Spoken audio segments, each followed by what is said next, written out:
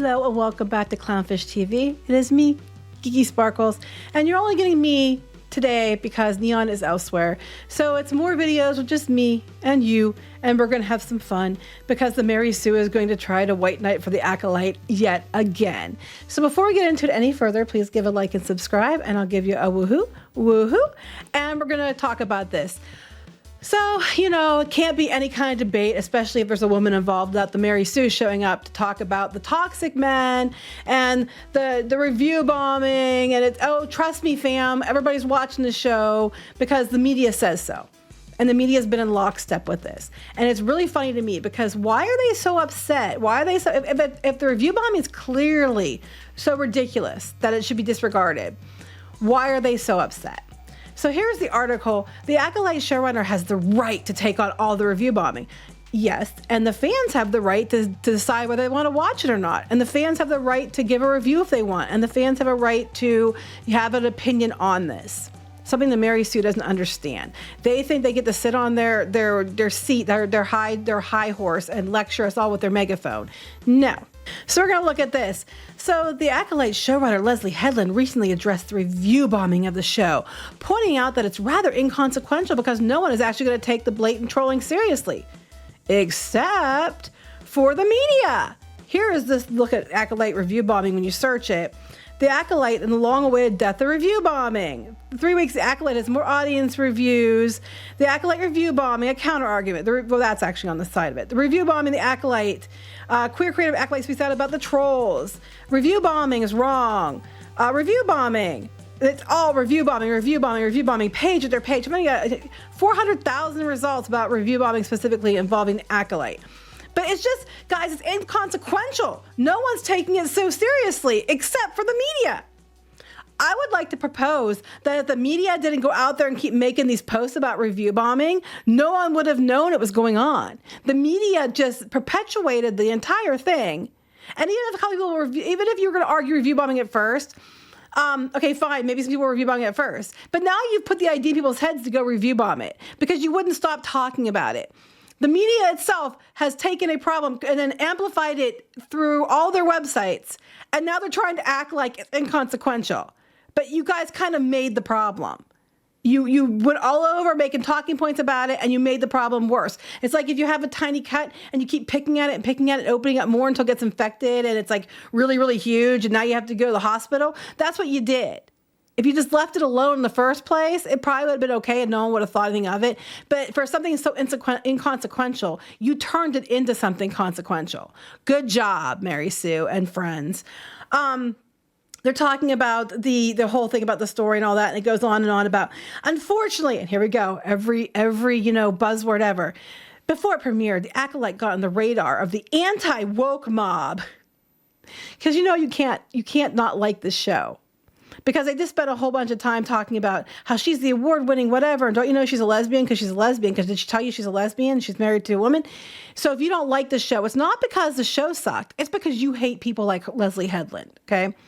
So the anti-woke mob hate it. Well, it's not uncommon for trolls to lose it over any show deemed woke. I thought you said it wasn't woke. They've seemed even more unhinged than usual over the series. Again, I can rewrite this as saying, well, it's not uncommon for the trolls at the Mary Sue to lose it over anybody who doesn't like what they deem woke. They are more unhinged than normal over the reaction to this series. It has turned into an all-out obsession for many who have been review bombing the show, harassing and launching racist attacks on cast and crew. Again, most people, this is what they do. Most people aren't doing that. The majority of people who don't like the show aren't doing that. And I don't even know if people are really doing it so much as it is people like them, that are like on the side of the Mary Sue doing it themselves to say, look.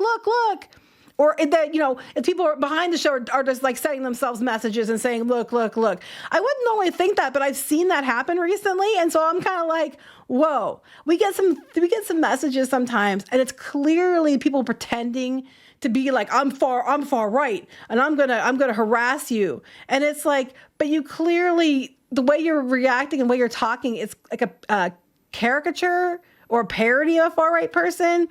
So I think it's just somebody that's on the left trying to say, I'm on the right. And it's so funny because they always think that we're like, alt-right Yahtzees and we're not even Republicans. But anyway, you get this. So, I mean, yeah, or a couple of people might have done this, be it themselves or somebody else, while it might have been a handful of people that did it.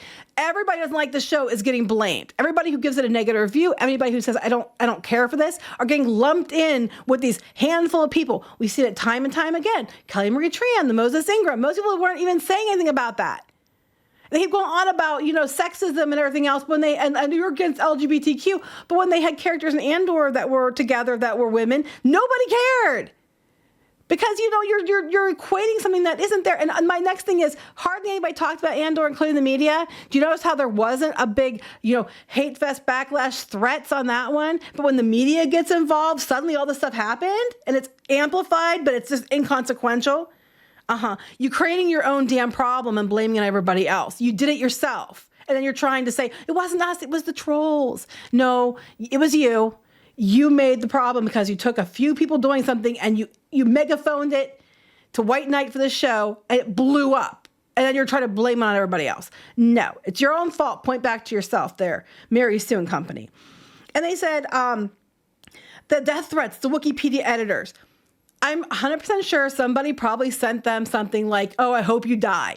We've gotten it before. I know other YouTubers have gotten it before. We get people send threats saying they hope their kids killed themselves. Okay. We get shit like that all the time.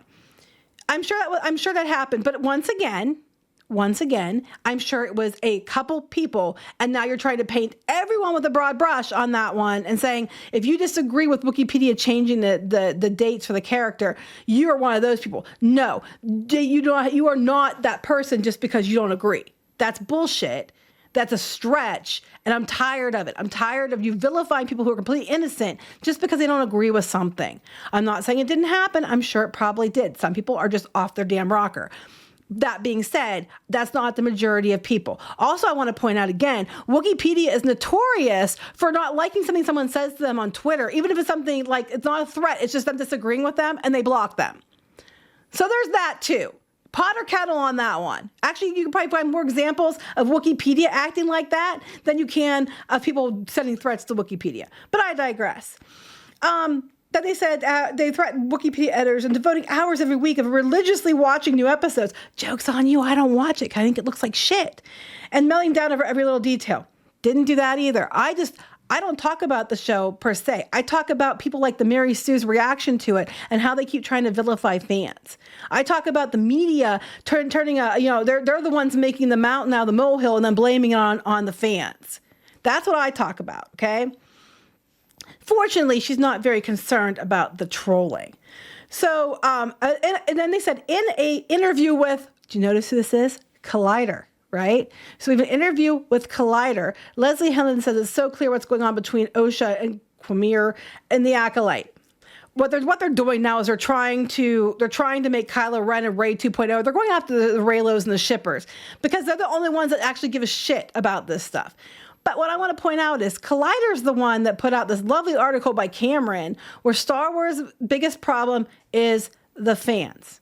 Okay? Collider. If you go out you're trying to find the viewership of the Acolyte and you put the Acolyte to your viewership, you're going to notice the articles for the other day, comic book resources, etc. Screen Rant. But they go back even last month. The Acolyte viewership suggests negative the review bombing, but they also have here the online backlash doesn't represent the fandom real good. That's Screen Rant, comicbook.com. Screen Rant here, even in June. Forget Rotten Tomatoes. New viewership data shows positive performance last a month ago. But you notice Screen Rant, comic book resources. Yeah. All of these sites are Valnet sites. Screen Rant, MovieWeb. Oh, yeah, there's a MovieWeb on here, too. MovieWeb. They're all Valnet sites. Screen Rant, MovieWeb, Collider, CBR. All Valnet sites. In an interview with Leslye Headland given to Collider, do you see what's going on here? All these people, they're white knighting, they're going out of their way, all kinds of articles talking about, it's the fans and review bombing and trying to damage control. And a lot of them are coming up as Valnet sites. Completely coincidental, I am sure. Wink, wink. Bullshit. It's very interesting. We have all these hit pieces on the fans, especially this one from Cameron here. Kisses Cameron. And it's all coming from the same site that got Leslye Headland in for an interview. And they've been white knighting for months, weeks for this show. Okay? Yeah, it's a little bit too coincidental if you ask me. But you go through this interview, and they're talking about this is what the Mary Sue is getting mad about. But they're spending a bunch of time because they're trying to make it Last Jedi 2.0. When it wasn't working with the fans the regular way, now they're trying to position this as, oh, this is a new ship. This is a new Reylo. This is the Last Jedi. This is what should have happened with the Reylo ship that you didn't get. This is what they're trying to promote it with because they're basically just have no viewers. So now they're going after the rabid ones from the Last Jedi to try to get them to support the show, hoping that they'll get enough viewership that Disney's going to be like, okay, do more. The Acolyte is finished with what Rian Johnson starred with The Last Jedi 7 years ago by delivering some long overdue enemies to lovers vibes. She just watched the guy, the fucker just killed all her friends. She just killed everyone. She just killed them all. All the Jedi around her just killed them. But he was naked, so, oh my God, he's so hot. I mean, dude is hot. But I'm just saying, that's not a reason to be like, I love you. This ranks with Padme. Anakin, I killed them all, even the kids. Okay, baby, it's okay. Who the hell would stand there and be like, yeah, it's fine. Hugs and kisses. I mean, I had a problem with that then. It's just getting worse in Star Wars. And they said, following last night's ship brewing episode, look, we have Last Jedi, Rian Johnson, enemies to lovers, ship brewing episode. Do you see a trend here? I caught up with Leslye Headland to unpack the ins and outs, everything went down between the characters and and how their dynamic might be headed. And then, over the course of our lengthy conversation, Headland spoke about the ship's connections to Kylo Ren, Adam Driver, and Rey, Leslie Ridley, and the power of two might be a force dyad. Her intentions behind introducing this dynamic and how it plays with gender norms, how the Jedi Acolyte match up with the Jedi of the prequel trilogy, and the surprising connections to Crouching Tiger, Hidden Dragon. But they're flat out admitting the whole point is to ship these two characters. They're just trying to ship them, and they're trying to go after the Last Jedi crowd because no one else is watching this shit. That's their next play. Later on in the article, they're talking about what happened with the review bombing. So the question that the person asks is, I have to say, one of the things I woke up to this morning, I was thinking about how funny it is. Time is a flat cycle because once again, we're in election year where we have a Star Wars project that's giving us enemies to lovers. It's an abusive relationship. It's like Catra and Adora. Like, what the hell? Catra is evil shit. She put her through a lot of stuff, but no, I have to love her. It's like, just because you like abuse doesn't make it, stop trying to normalize abuse, okay? Stop trying to normalize it. And we're also getting a show that's getting review bombed by bots and bad faith people on the internet.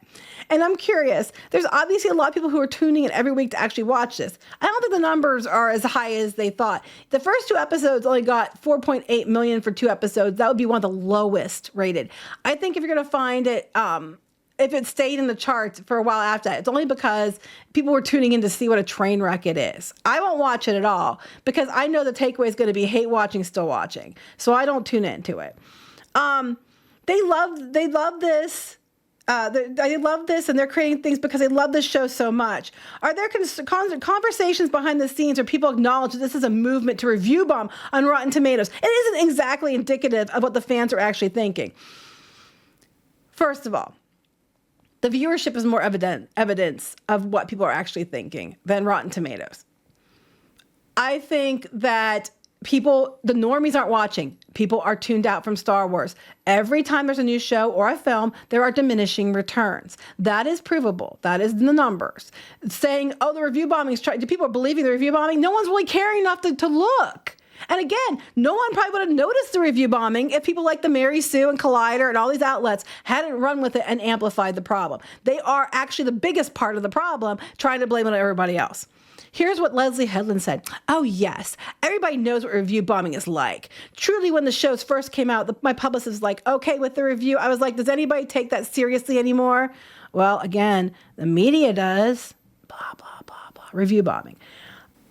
Perhaps I understand the point of it, which is that the average viewer wouldn't look at the site and say, oh, the user review is really low. Most people don't even go to Rotten Tomatoes. But I think that if you're in a Star Wars fandom, I think you already know what review bombing is. Again, Not liking something and saying you don't like something and even giving a negative review does not mean that, you're a terrible person. People are allowed to not like this shit. I'm sorry. You're allowed to, but people are allowed to like it too. So don't go harassing people who like it unless they're harassing you first. That's how I stand. If someone likes it and they're being completely respectful and they're not being, being ridiculous about it, I just let them like what they like, fine. I only step in when people are like, you're not allowed to like this because but how this article started on Mary Sue. Toxic man, baby, bigoted, blah, blah, blah, anti-woke, racist, misogynistic. That's when I'm like, no, see, that's the line. Because you're just taking it too far. You're trying to dehumanize and vilify people for not liking the damn show.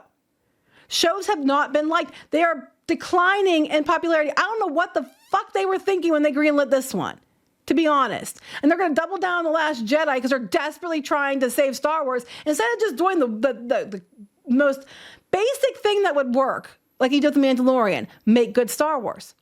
It's not really that hard, but they can't seem to wrap their little brains around this. So I guess if you're totally new to the fandom, you're sitting watching the TV show, it could affect you. But I also think that my work in the past has been very word of mouth anyway. So I don't know I think that's because behind the scenes, we all know that what it is. It's not that it's not concerning, but I think it's pretty expected, I would say. Because I'm a lesbian, I expect people to review bomb it. Because they never blame themselves. It's always somebody else's fault. It's always a fan's fault. It's always toxic man baby's fault. It's never, maybe your story sucked. It's never their fault. It's always somebody else's fault. I'm glad you know that it's at least expected these days because people are people. But you really like that with a fan base because you have the Raylos who gravitated toward this immediately as soon as the vibes were there. And those are the ones that are creating fan fiction. They're creating fan art. You went after the Raylos. The problem with the Raylos and these shippers, that not everyone, I mean, I'm sure there's a lot of ones that are reasonable people, but the extreme ones. The problem is as soon as you don't give them what they want or you don't give them enough of what they want, they're going to turn on you. So you're playing with fire and you're just going to throw gasoline on that fire if you don't do what they want. So my guess is after they learned after The Last Jedi, they're going to somehow deliver what they want in some way. Because otherwise, they're going to be mad and they're going to turn on them. And since they're clearly courting this audience to try to get some viewership for the show, it's probably going to bite them in the ass in some way. When you have the High Republic fans who will meme their way out of a tragic situation, which just brings so much joy. Oh my God. And I'm curious for you as a creative, what is it like to see such a positive response from something you're creating that is making other people want to create things of their own? How is it you're creating, because all you're doing is copying by the mission of this and the mission of what you're talking about. For me personally, I've always thought that this is the hallmark of a good story. It inspires you to want to create something within that sandbox. Star Wars, for years, I wouldn't expect a lot of these journalists to know this because they weren't around, because they were probably not even born. But for decades, Star Wars had people excited, people creating fan fiction, people creating art, people creating all kinds of memes and comics and books and everything you can think of about Star Wars for decades. Before Leslye Headland showed up, before Disney even took over Star Wars, I'm going to keep calling it Disney Star Wars, fuck you.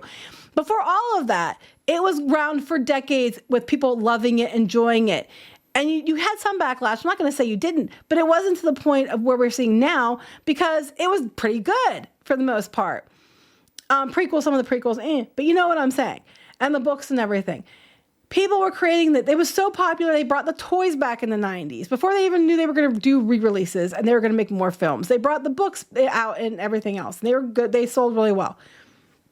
Games, video games. Oh my gosh, video games were incredibly popular. She wants to ruin Knights of the Old Republic now too, so don't get me started on that one. But it's been going on for years. It isn't a new thing. Leslye Headland didn't invent it. I'm tired of this whole idea that they invented it. And, it must be nice. It was around for years. She's like, I'm so amazed by it because this is my type of fandom in adolescence or adulthood when the prequels are coming out. I create my own world based on the prompt of Star Wars media. Okay, so yes. So she's saying that's like what it's been. So the idea that I first of all, getting to work in Star Wars is my dream. It's my career high. I don't know exactly what I'm going to do after this. So being able to be part of that and create Star Wars media and then have people doing what I did is very surreal and absolutely, like you said, a vote of confidence that this is fitting into the world I love so much. So at least I'll give her credit there. She said, no, it's not new. I did this myself, but I was adolescent. So she wasn't even around when She was like an adolescent when the prequels came. She wasn't even around when original Star Wars came out. It's not new. But I will give Leslye Headland credit for that because she basically said it's not new. It's been going on. But these media people are all like some 20-some-year-old idiot who's never around, doesn't know what they're talking about. Again, the Mary Sue is going to keep going on about it. It's pointless for a Star Wars show. She's like, it's quite humorous how the trolls genuinely think they're doing something with these reviews when in reality they're just wasting their time.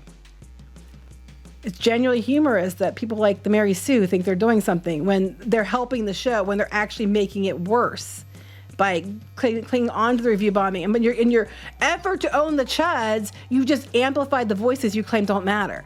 And then my next comment is, again, for something that's so, doesn't matter and they're just wasting their time, why are you writing an article about it? Why do you care? Why are all these articles going about? Why is ValNet doing everything they can to protect it? If it doesn't matter, if there's such a small vocal minority and they have no power, why this? And if it's such a small vocal minority, why does the viewership suck? It's because everybody's tuning it out. Now you have to go after the Raylos because you're that desperate. Yeah, it's because everybody just no one cares. They're just such a tiny voice and no one hears them. Yeah. Anyway, please like and subscribe, and I'll talk to you later. Bye.